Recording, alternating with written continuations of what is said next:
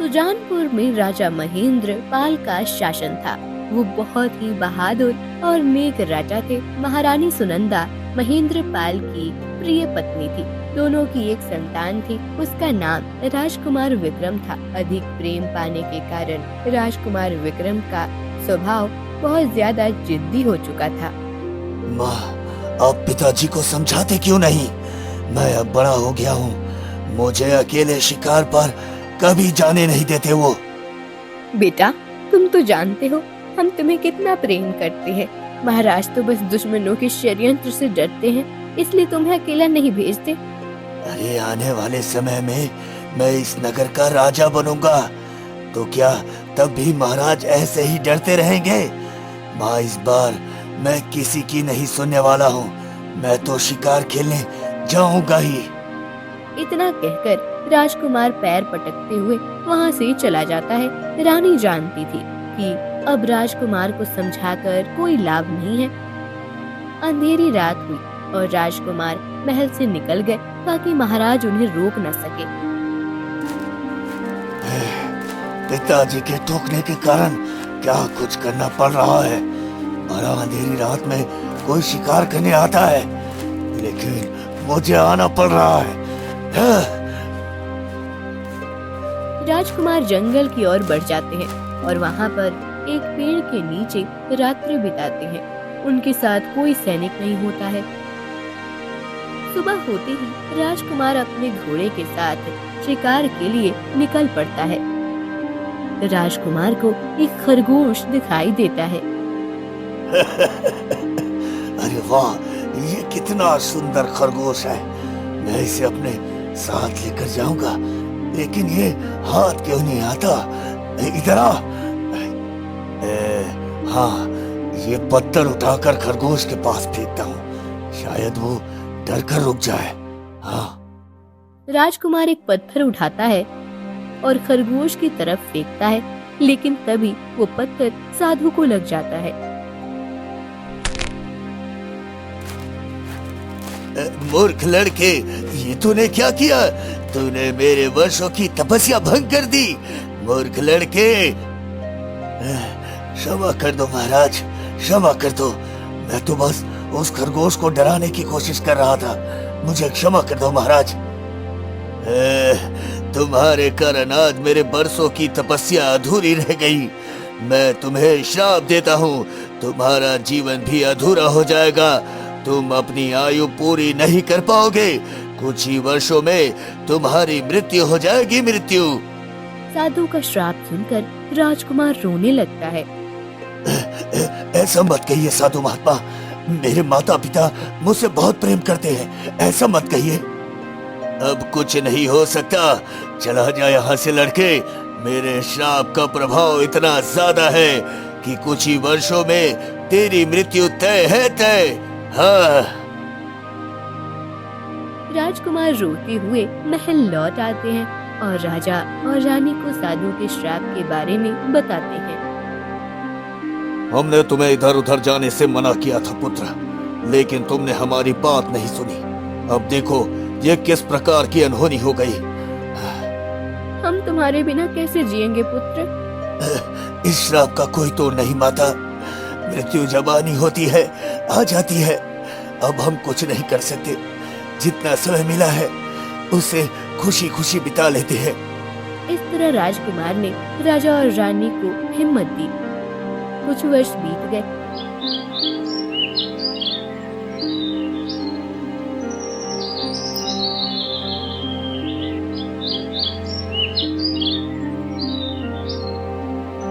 राजकुमार उस श्राप को पूरी तरह से भूल चुके थे। एक दिन राजकुमार जंगल में शिकार खेलने जाते हैं। वो देखते हैं कि आसमान में एक अद्भुत पक्षी उड़ रहा होता है। इतनी रंग बिरंगी और अद्भुत पक्षी मैंने आज तक नहीं देखा। यदि मैं इसका शिकार करके महाराज के पास लेकर जाऊंगा तो महाराज बहुत खुश हो जाएंगे। हाँ। राजकुमार ने एक तीर चलाया और वो रंग बिरंगी पक्षी जमीन पर गिर गया। पक्षी मर गया, लेकिन पक्षी के मरते ही जंगल का वातावरण बदल गया। बारिश और तूफान आ गया। तभी वहाँ पर एक साधु आ जाते हैं। ये तुमने क्या किया राजकुमार? न जाने कितनी मुश्किलों के बाद हमने उस जादूगर को बांधा था और इस पक्षी के मरते ही उस जादूगर की शक्तियां जागृत हो चुकी है। अब वो किसी को नहीं छोड़ेगा, किसी को भी नहीं। हाँ। आप किस जादूगर की बात कर रहे हैं साधु महात्मा? मैंने तो बस इस रंग बिरंगी पक्षी का शिकार किया था। भला इसमें क्या जादुई शक्ति हो सकती है? हाँ। तुम्हें कुछ नहीं पता मूर्ख राजकुमार, कुछ भी नहीं। देखिए, आप सुजानपुर के होने वाले राजा से बातचीत कर रहे हैं। अगर आप एक साधु ना होते तो मुझे मूर्ख कहने के लिए मैं आपको दंड अवश्य देता, लेकिन मैं आपकी कोई बात नहीं सुनना चाहता। इतना कहकर राजकुमार पक्षी को उठाने लगता है। उसे मत पकड़ो राजकुमार, उसे महल लेकर मत जाओ। यदि तुमने ऐसा किया तो तुम एक मायावी राजकुमार बन जाओगे जिसके पास बहुत सारी जादुई शक्तियां होंगी।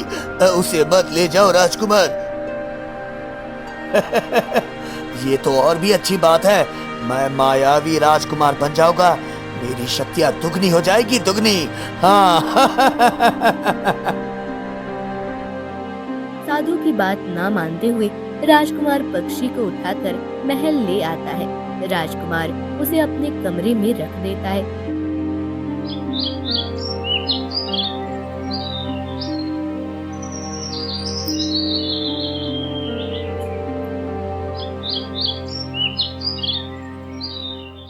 अगले दिन राज दरबार में एक गरीब किसान आता है।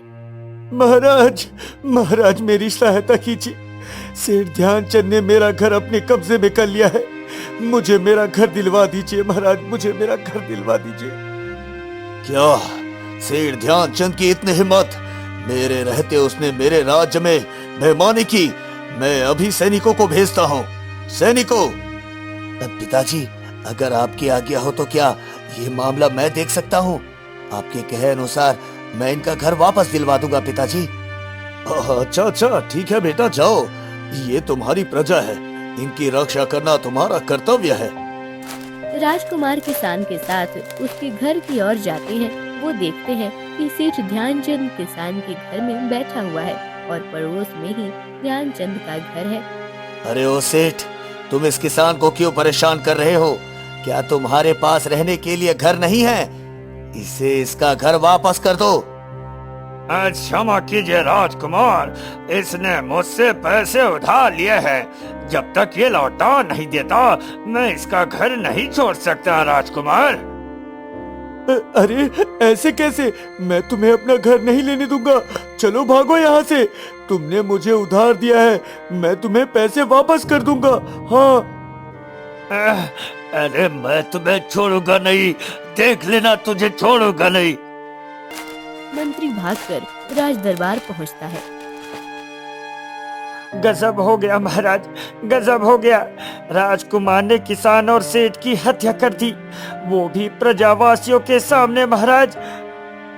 क्या? लेकिन राजकुमार ने ऐसा क्यों किया? राजकुमार ऐसे तो नहीं थे। बहुत बड़ी विपत्ति आ गई है महाराज। प्रजा में विद्रोह हो सकता है। सब और राजकुमार के चर्चे हैं। सभी उन्हें मायावी राजकुमार कह रहे हैं, मायावी राजकुमार महाराज। हाँ, अवश्य विद्रोह होगा। ये तुमने क्या किया पुत्र? ये तुमने क्या किया? महाराज, राजकुमार को यहाँ से भेज दीजिए। अभी उनका महल में रहना सुरक्षित नहीं है महाराज। राजा राजकुमार के पास जाते हैं। हाँ, पुत्र, अभी तुम यहाँ से चले जाओ। तुम्हारा यहाँ रहना सुरक्षित नहीं है। पिताजी, मैं राजकुमार हूँ, मुझे किसी से डरने की कोई जरूरत नहीं है। बेटा, तुमने सेठ और किसान दोनों की हत्या कर दी, जबकि वो दोनों निर्दोष थे। तुम्हें ऐसा नहीं करना चाहिए था पुत्र। आप मुझे राजपाट मत सिखाइए माता। मैं खूब जानता हूँ अपनी शक्तियों का प्रयोग कैसे करना है। हाँ। कैसी शक्तियाँ? और ये तुम कैसी बातें कर रहे हो? फिलहाल तुम्हारा यहाँ से चले जाना ही उचित है। जाओ, महल छोड़कर चले जाओ। समय आने पर हम तुम्हें वापस बुला लेंगे। चले जाओ अभी।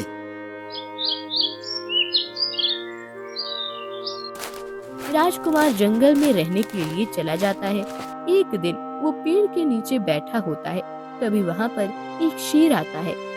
आज मैं इतना ताजा मांस खाऊंगा, मुझे तो मजा आ गया।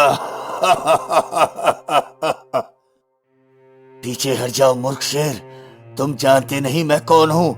अगर तुमने मुझ पर हमला किया तो तुम्हारी मृत्यु तय है। हाँ। तुम एक साधारण राजकुमार हो, तुम मेरा कुछ नहीं बिगाड़ सकते। राजकुमार अपनी शक्ति का प्रयोग करता है और शेर वहीं पर मर जाता है। ऐसा कैसे हो गया? मैंने शेर को मार दिया। मैं बहुत शक्तिशाली हो गया हूँ। मुझे और शक्तियाँ प्राप्त करनी होगी। हाँ। राजकुमार सिद्धियां प्राप्त करने के लिए हवन करने लगता है। इस यज्ञ को पूरा करने के लिए मुझे लोगों की बलि देनी होगी, तब जाकर मैं एक महान जादूगर बन पाऊंगा। हाँ। राजकुमार अपने राज्य में जाता है और लोगों को पकड़कर काली गुफा में लेकर आता है। हमें छोड़ दो राजकुमार, हमें छोड़ दो। हमने तुम्हारा क्या बिगाड़ा है? हमें छोड़ दो। तुम्हारे कारण मुझे शक्तियां मिलने वाली है। चुपचाप मेरे साथ चलो। हाँ। इस तरह राजकुमार अपने नगर के लोगों को पकड़कर उनकी बलि देने लगता है। महाराज, महाराज, राजकुमार अब राजकुमार नहीं रहे, वो जादूगर बन चुके हैं। वो हमारे नगर के लोगों को पकड़ कर ले जा रहे हैं और उनकी बलि दे रहे हैं महाराज। क्या कह रहे हो मंत्री जी? हमें उसे रोकना होगा। नहीं नहीं महाराज, हमारा राजकुमार के सामने जाना ठीक नहीं है। हमें साधु महात्मा के पास चलना चाहिए महाराज। हाँ हाँ, तुम ठीक कहते हो। चलो हम साधु महात्मा के पास चलते हैं। हाँ।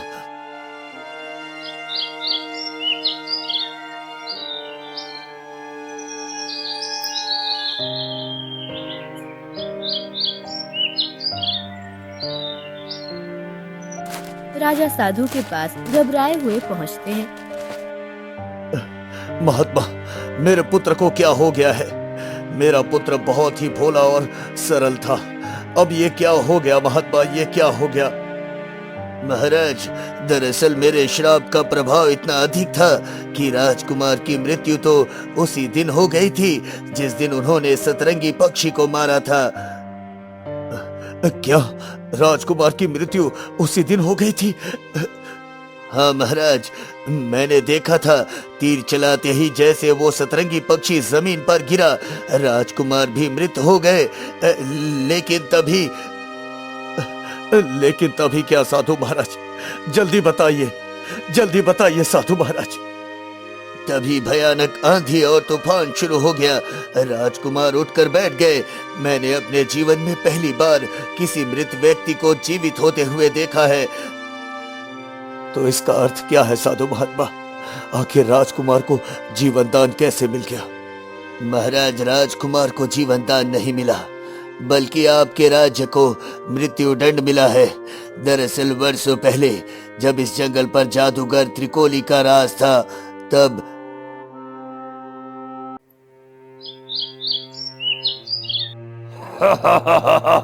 मैं इस जंगल का राजा हूँ।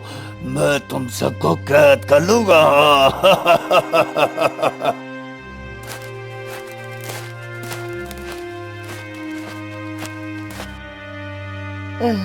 साधु महात्मा, हमारी रक्षा कीजिए। एक बार फिर से उस जादूगर ने हमला कर दिया है। वो हम सबको पकड़कर ले जाएगा। ये जंगल वीरान हो जाएगा साधु महात्मा। हम सब मारे जाएंगे साधु महात्मा। अब आप ही हमें बचा सकते हैं। घबराने की जरूरत नहीं है, मैं तुम्हारी रक्षा करूंगा। चलो मेरे साथ। जंगल के जानवर साधु महात्मा को त्रिलोकी के पास लेकर जाते हैं। तुमने जंगल के जानवरों को परेशान कर दिया है। चलो जाओ यहाँ से, नहीं तो तुम्हारे साथ अच्छा नहीं होगा।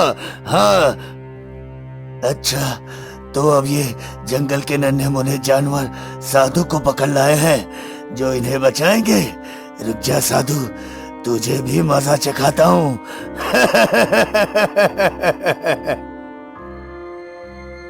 जादूगर साधु पर वार करने जाता है, तभी साधु महात्मा हाथ में जल लेकर उस जादूगर के ऊपर फेंकते हैं और जादूगर की आत्मा को कैद कर लेते हैं। आपका बहुत बहुत धन्यवाद साधु महात्मा। अब जादूगर की आत्मा कैद हो चुकी है, अब हमें कोई डर नहीं। हाँ, हाँ, मुझे जादूगर की आत्मा को सुरक्षित करना होगा। तभी साधु देखते हैं कि आसमान में सतरंगी पक्षी उड़ रहा होता है। साधु सतरंगी पक्षी को पकड़कर अपने कमंडल से जल निकालकर उसके ऊपर छिड़कते हैं और जादूगर की आत्मा उसमें कैद हो जाती है। हाँ, अब जादूगर की आत्मा पूरी तरह से कैद हो चुकी है। किसी को पता नहीं चलेगा कि वो कहाँ पर कैद है। राजन, मैंने जादूगर की आत्मा को सतरंगी पक्षी में कैद कर दिया था, लेकिन जब राजकुमार ने उनका शिकार किया तब उस जादूगर की आत्मा आजाद हो गई। उसे तो बस एक शरीर की खोज थी। जादूगर ने राजकुमार के शरीर में प्रवेश किया और उसने राजकुमार के मृत शरीर को जीवित कर दिया ताकि वो अपनी शक्तियों को बढ़ा सके। अब आप ही बताइए साधु महात्मा, हम अपने राज्य को बचाने के लिए क्या करें? कैसे हम राजकुमार को रोकें? इसका एक ही रास्ता है राजन, राजकुमार का वध। ये आप क्या कह रहे हैं? मैं अपने हाथों अपने पुत्र का वध कैसे कर सकता हूँ? महाराज, क्या प्रजा आपकी संतान नहीं है? क्या प्रजा की सुरक्षा के लिए आप अपने संतान मोह को त्याग नहीं सकते? हाँ साधु महात्मा, मुझे ये करना ही होगा। राजकुमार को मारना इतना आसान नहीं, क्योंकि अब वो मायावी है। राजकुमार के ऊपर जादूगर का प्रभाव है। उसे मारने के लिए हमें विशेष तलवार की आवश्यकता होगी महाराज। हाँ, वो विशेष तलवार मैं कैसे प्राप्त कर सकता हूँ साधु महात्मा, जिससे मेरे पुत्र का वध होगा? जंगल के पूर्व दिशा की ओर एक गुफा है। विशेष तलवार उस जादूगर की है जिससे उसे मारा जा सकता है। आपको वो तलवार लाना होगा राजन। ठीक है साधु महात्मा, मैं वो तलवार लेकर आता हूँ। राजा जंगल में पूर्व दिशा की ओर जाते हैं। वो देखते हैं कि वहाँ पर एक काली गुफा है। राजा जैसे ही गुफा के अंदर प्रवेश करते हैं, शायद यही वो तलवार है जिससे उस जादूगर का वध हो सकेगा। राजा जैसे ही तलवार को हाथ लगाने जाते हैं, वहाँ पर राक्षस आ जाता है। तुम कौन हो और इस गुफा में कैसे आए? जानते नहीं यहाँ मनुष्यों का आना मना है। जब बात अपने नगर और प्रजा की सुरक्षा की हो तो मैं कुछ भी कर सकता हूँ। मुझे इस तलवार की आवश्यकता है ताकि मैं अपने पुत्र को मारकर अपनी प्रजा को बचा सकूं। क्या तुम अपने पुत्र को मारने के लिए ये तलवार ले जाना चाहते हो? हाँ, अब मेरे इकलौते पुत्र का मर जाना ही अच्छा है। लेकिन मैं तुम्हें यह तलवार ले जाने नहीं दे सकता। ये दुनिया के सबसे बड़े जादूगर की तलवार है। इसे तुम छू भी नहीं सकते। यदि तुमने इसे ले जाने का प्रयास किया तो मैं तुम्हें मार दूंगा। अच्छा, यदि ऐसा है तो मैं तुमसे लड़ने के लिए तैयार हूँ। राजा अपनी साधु महात्मा, मैं तलवार लेकर आया हूँ। आओ राजन, अपनी प्रजा का रक्षा करो। तुम्हारे इस बलिदान को हमेशा याद रखा जाएगा। किंतु याद रखना, अगर तुम्हारे हाथ कांप गए तो तुम राजकुमार को फिर कभी नहीं मार पाओगे। उनकी शक्तियां बढ़ती चली जाएंगी और वो सब कुछ बर्बाद कर देंगे।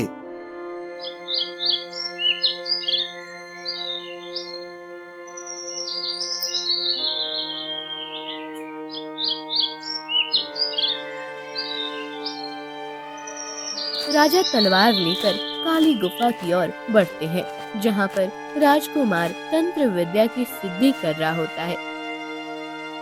लगता है आप स्वयं का बलिदान देने आए हैं। हाँ, यदि पुत्र पापी हो जाए तो पिता को उसका वध करना ही पड़ता है। तुम्हारे अंदर जो मायावी शक्तियां है उससे सबका विनाश हो रहा है। इस कारण मुझे तुम्हारी हत्या करनी ही होगी। इतना कहकर जीवित हो जाएंगे। राजा राजकुमार के शव को लेकर महल जाते हैं। महाराज, हमारा पुत्र क्या अब कभी ठीक नहीं होगा? महाराज बोलिए, महाराज। महारानी, हमें किसी ऐसे व्यक्ति को ढूंढना होगा जिसने कभी कोई पाप ना किया हो, जिसने किसी जीव की कभी हत्या ना की हो। वही सुनहरे झील का पानी लाकर राजकुमार को जीवित कर सकता है। राजा पूरे नगर में ये संदेश भिजवाते हैं कि जो भी व्यक्ति सुनहरे झील का पानी लाने में सफल होगा, राजा उसे अपना राजपाट सौंप देंगे।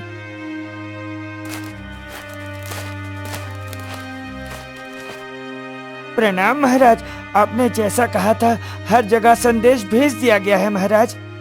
क्या अभी तक कोई नहीं आया जो राजकुमार को ठीक कर सके? नहीं महाराज, अभी तक कोई ऐसा व्यक्ति सामने नहीं आया जो पापी ना हो, जो सुनहरे झील का पानी ला सके। ऐसी क्षमता किसी में नहीं है महाराज। राजा और रानी दोनों ही बहुत ज्यादा निराश हो जाते हैं।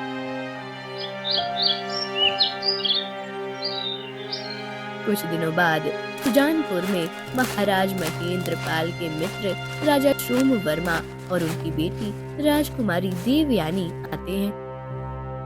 हमने राजकुमार विक्रम के बारे में सुना, इसलिए आपसे मिलने चले आए। मुझे सुनकर बहुत दुख हुआ कि राजकुमार विक्रम अब इस दुनिया में नहीं है। मित्र सोम वर्मा, दुख की इस घड़ी में आप हमसे मिलने आए, यही बहुत बड़ी बात है। अपने पुत्र को खोने के बाद मैं बहुत असहाय हो गया हूँ। महाराज, हमारे पुत्र को कुछ नहीं हुआ है। यदि हम ऐसे व्यक्ति की तलाश कर लें जिसने कभी कोई पाप ना किया हो, तो अवश्य वो हमारे पुत्र को जीवित कर सकता है। पूरे नगर में ये संदेश भेजा जा चुका है, लेकिन अभी तक कोई ऐसा सच्चा मनुष्य नहीं आया जो हमारे पुत्र को जीवित कर सके। मित्र, मेरी पुत्री देवयानी एक देव कन्या है। उसने आज तक कभी कोई पाप नहीं किया, ना ही किसी जीव को मारा है। देवताओं के आशीर्वाद के रूप में ये कन्या मुझे प्राप्त हुई थी। क्या सचमुच देवयानी हमारी सहायता कर सकती है?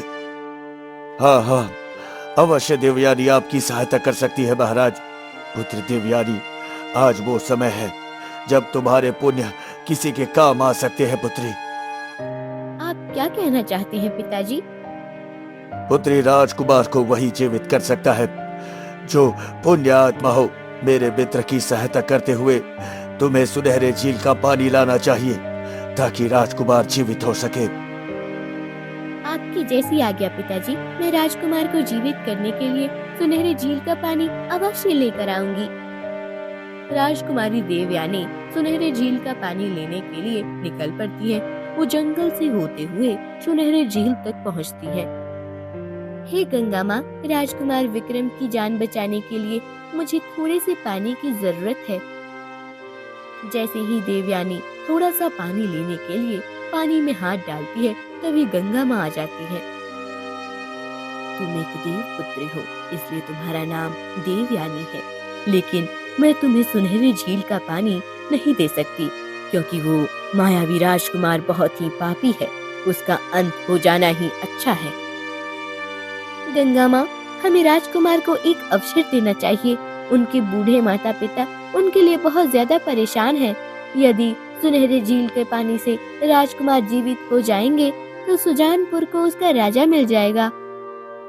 ठीक है बेटी, अगर तुम्हारी यही इच्छा है तो तुम जल ले जा सकती हो, लेकिन ऐसा करके तुम स्वयं का नुकसान कर रही हो। आप कहना क्या चाहती हैं गंगा माता? मुझे साफ साफ बताइए। बेटी, यदि तुम सुनहरे झील का पानी राजकुमार को पिला देती हो तो वो जीवित हो जाएंगे, किंतु तुम्हारी आयु कम हो जाएगी। तुम्हें अपने हिस्से का जीवन राजकुमार को देना होगा, तभी उनमें प्राण होंगे। गंगा माँ, यदि मेरे कारण किसी की आयु बढ़ जाती है तो इससे बड़ी खुशी की बात कोई नहीं है। लेकिन याद रखना बेटी, जब तक राजकुमार के कमरे में वो सतरंगी पक्षी है तब तक राजकुमार फिर से मायावी शक्तियों के जाल में फंस सकते हैं। इसलिए सतरंगी पक्षी के शव को खत्म करना भी आवश्यक होगा। मैं महल लौटते ही सतरंगी पक्षी के शव को मिट्टी में दफन कर दूंगी। राजकुमारी देवयानी सुनहरे झील से पानी लेती है और महल जाती है। राजकुमार जहाँ पर लेटे होते हैं वो उन्हें पानी पिलाती है। राजकुमार बिल्कुल स्वस्थ हो जाते हैं। मेरा बेटा बिल्कुल ठीक हो गया, मेरा बेटा बिल्कुल ठीक हो गया। तुम स्वस्थ हो गए मेरे बच्चे, तुम स्वस्थ हो गए। हाँ पिताजी, ऐसा महसूस हो रहा है न जाने मैं कितने वर्षों से सो रहा था। राजकुमार पूरी तरह से स्वस्थ हो जाते हैं। राजकुमारी देवयानी, अगर तुम नहीं होती तो हमें हमारा पुत्र कभी नहीं मिलता। सोमवर्मा, तुम्हारी पुत्री देवयानी के कारण हमें हमारा राजकुमार वापस मिला है। हम देवयानी का विवाह राजकुमार के साथ कराना चाहते हैं। क्यों नहीं मित्र, राजकुमार से योग्य मेरी पुत्री के लिए कोई नहीं हो सकता, कोई भी नहीं। इस प्रकार राजकुमार और राजकुमारी का विवाह कर दिया जाता है। राजकुमार और राजकुमारी दोनों साधु महात्मा का आशीर्वाद लेने जाते हैं। ओ पुत्र, मैं तुम दोनों को आशीर्वाद देता हूँ। सदैव प्रसन्न रहो, सदैव सुखी रहो। आपने मेरी बहुत सहायता की है साधु महात्मा, मैं आपका उपकार जीवन भर नहीं भूल पाऊंगा। साधु महात्मा राजकुमार की कुटिल मुस्कान को देखते ही समझ जाते हैं कि अभी भी राजकुमार के अंदर मायावी शक्तियां हैं। आशीर्वाद दीजिए साधु महात्मा। हाँ हाँ पुत्र, आशीर्वाद है कि तुम अपना जीवन सुखी से बिताओ। गंगा माँ का आशीर्वाद और उनकी कही हुई बात तो तुम्हें याद ही होगी। हाँ, राजकुमार देवयानी महल जाकर पूरी तरह से भूल चुकी थी कि उन्हें सतरंगी पक्षी के शव को नष्ट करना है। राजकुमारी साधु महात्मा के इशारे को समझ जाती है। महल आकर वो सबसे पहले राजकुमार के कमरे में जाती है। मुझे उस सतरंगी पक्षी को नष्ट करना होगा, नहीं तो वो फिर से इस राज्य को समस्या में डाल सकती है। बहुत कोशिश करने के बाद राजकुमारी को वो सतरंगी पक्षी मिलता है। मुझे इसे जल्दी से जल्द नष्ट कर देना चाहिए। राजकुमारी सतरंगी पक्षी को ले जाती है और मिट्टी में दबा देती है। उधर राजकुमार परेशान होकर सतरंगी पक्षी को ढूंढ रहा होता है। देवयानी, मैंने यहीं पर वो सतरंगी पक्षी रखा था, क्या तुमने उसे देखा है? मैंने उसे नष्ट कर दिया है राजकुमार, ताकि उसकी आसुरी शक्तियाँ आपको फिर से मायावी न बना सके। क्या तुमने ये क्या किया? तुमने तो मेरे शक्तिशाली होने के सबसे बड़े शस्त्र को छीन लिया। ये तुमने क्या किया? देवयानी राजकुमार को समझाती है कि असली ताकत प्रजा के पालन और उनकी भलाई में है, न कि आसुरी शक्तियों को प्राप्त करने में।